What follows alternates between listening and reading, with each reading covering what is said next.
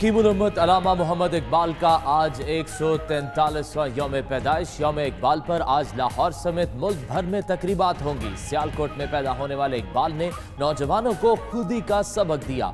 अपनी वलवला अंगेज शायरी से बड़े सगीर के मुसलमानों में जज्बा हुर्रियत पैदा किया। पाकिस्तान का तस्वुर भी पेश किया।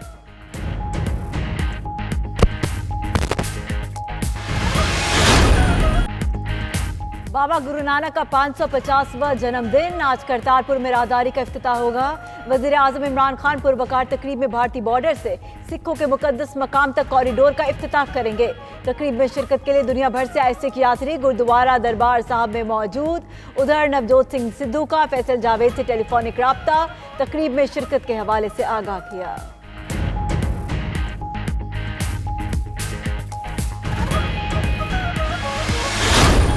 हम इस वक्त गुरुद्वारा करतारपुर साहब के बाहर इस मकाम पर मौजूद हैं जिसमें बाबा गुरु नानक जी की समाधि है।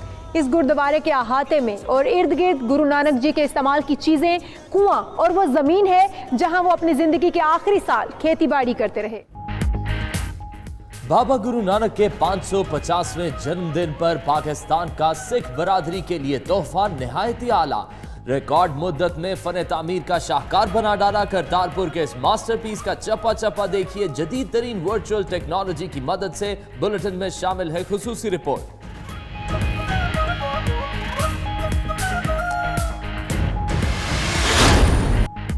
नवाज शरीफ के बैरून मुल्क इलाज का मामला। नाम ECL से निकालने का फैसला। वजारत दाखिला का कानूनी पहलुओं का जायजा। नैब को खत भेज दिया। वजीर आजम से मुशावरत। काबीना को भी मुरास्ता भेज दिया गया। नवाज शरीफ की 72 घंटे में एयर एम्बुलेंस पर बैरून मुल्क रवानगी मुतवक्के। कानूनी तकाजे पूरे होने पर मरीम नवाज के भी हमरा जाने के इम्कान।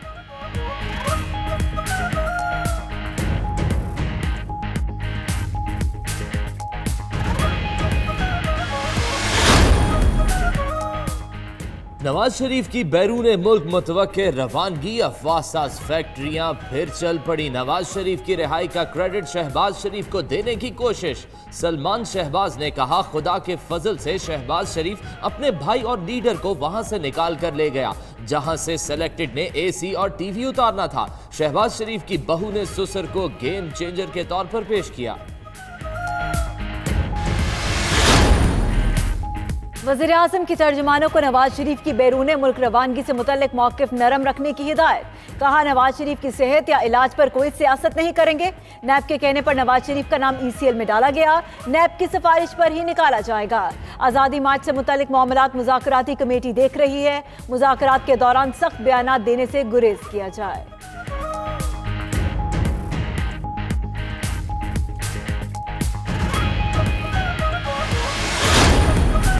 JUI का हुकूमत पर दबाव बढ़ाने के लिए पीर को अहम शाहराहें बंद करने का फैसला। शाहराह रेशम, मोटरवेज, कोस्टल हाईवे समेत शाहराहें बंद करने की तजवीज राहबर कमेटी के इजलास में दी गई थी।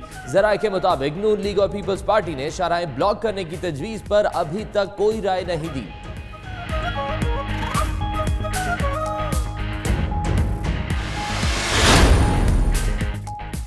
अब छोड़ो पाकिस्तान की जान, गो इमरान, गो इमरान। आज़ादी मार्च में नारे लगवाने लगे मौलाना फजलुर रहमान। खिताब में कहा इमरान खान को धांधली से मुल्क पर कब्जा नहीं करने देंगे।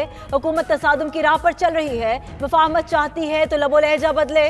जाली असेंबली की करारदादों और कानून की कोई हैसियत नहीं होगी। जाली वजीर आजम के अहकामात भी जाली होते हैं।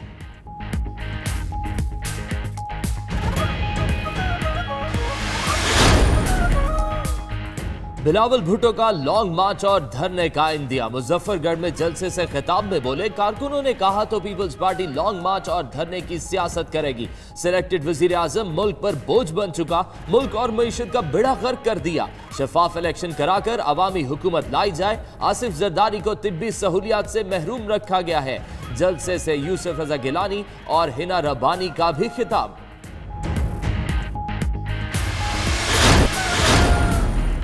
चीन के साथ आजाद तिजारत का मुआहदा तय पा गया। मुशीर तिजारत अब्दुल रज़ाक दाऊद कहते हैं चीन के साथ आजाद तिजारत का मुआहदा 1 दिसंबर से लागू होगा। ये CPEC 2+ बिजनेस टू बिजनेस मुआहदा होगा। पाकिस्तान के टेक्सटाइल, फार्मास्यूटिकल्स, केमिकल और लेदर के शोबे ज्यादा फायदा उठाएंगे।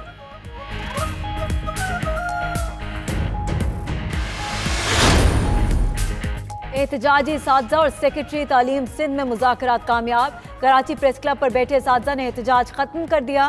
सेक्रेटरी तालीम ने असातिज़ा के मसाइल के हल के लिए 8 रुकनी कमेटी बना दी। कमेटी के सरबराह DG कॉलेज एजुकेशन होंगे। कमेटी 15 नवंबर को अदालत में भी मुश्तरका तजावीज़ पेश करेगी।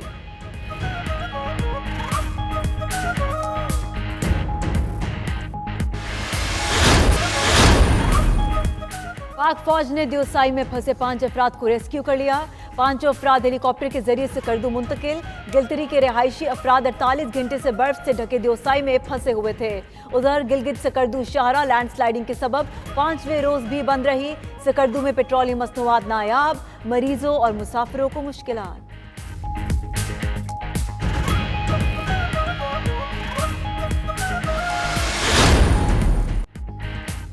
गिलगित बल्तिस्तान में खजा के रंग, हर तरफ जर्द रंगों ने खूबसूरती में इजाफा कर दिया। मुल्की और गैर मुल्की सयाहों ने भी बदलते मौसम के रंग देखने के लिए गिलगित बल्तिस्तान का रुख कर लिया।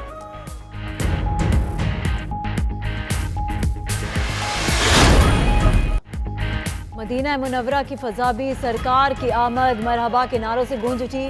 बड़ी तादाद में आशिकाने रसूल सल्लल्लाहु अलैहि वसल्लम की रोज़ा रसूल सल्लल्लाहु अलैहि वसल्लम के सामने हाजिरी, दुरूदो सलाम के नजराने भी पेश किए।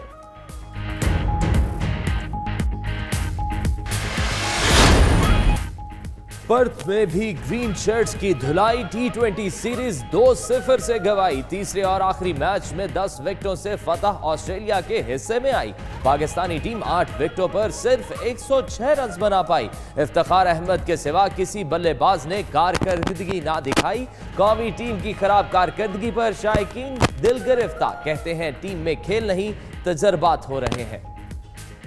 पाकिस्तान की टीम में तजर्बे हो रहे हैं, खेल नहीं हो रही। पाकिस्तानी कौम की उम्मीदें में बस्ता सब पानी फेर दिया। कोचिंग से इतना नहीं हो रही।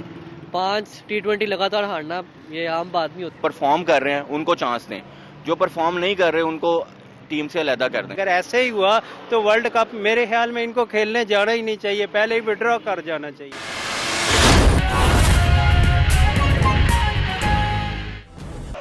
ये न्याजी साहब के अल्फाज जो है ना हजब की जाए। ये न्याजी साहब के अल्फाज इस अल्फाज को हजब करें। क्यों नहीं फॉरेन फंडिंग का देते हिसाब? क्यों हिंदुस्तान से जो पैसे आए उनका हिसाब क्यों नहीं देते? क्यों नहीं मनी लॉन्ड्रिंग का हिसाब क्यों नहीं देते? क्यों नहीं शौकत खानम के पैसों का हिसाब क्यों नहीं देते? क्यों नहीं फॉरेन फंडिंग का हिसाब देते? थैंक यू जी।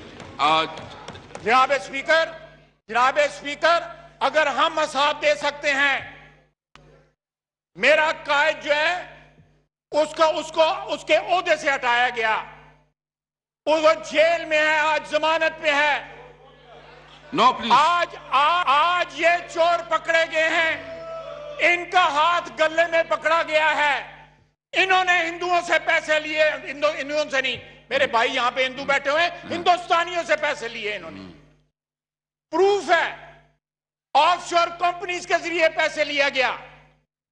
जनाबे वाला, thank you Khwaja Sahab, time हमारे पास है। Wind up please, wind up. ये मुझे टाइम दें, मैं देखें जो टाइम कल जो यहाँ पे जो कुछ हुआ है, कल जो यहाँ पे जो कुछ हुआ है, आप तो यहाँ पे कानून साजी के लिए टाइम नहीं देते। ये तकरीर तो बड़ी दूर की बात है, कानून साजी के लिए टाइम नहीं दिया जाता।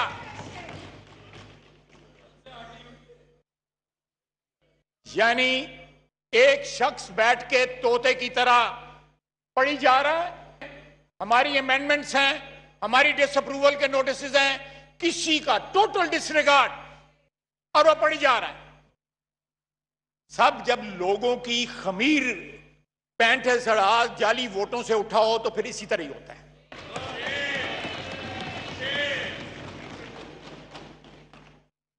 अगर जमहूरी अमल से लोग आए हो, बैलेट बॉक्स और वोट की इज्जत से आए हो, उसके एहतराम से आए हो, तो फिर ऐवान में नहीं होता, फिर ये ऐवान में नहीं होता। एक शख्स जो फेयर एंड फेयर इलेक्शन से, अवाम की राय से, अवाम की मोहब्बत से, अवाम के वोट के तकद्दस से आया हो, वो कभी भी इस कुर्सी में बैठ के वो नहीं करेगा जो कल हुआ है इस कुर्सी के ऊपर। शर्मसार है ये सारा हैवान। खटक साहब, अगर आपको ये एहसास नहीं आज नहीं हो रहा, कल होगा, जरूर होगा।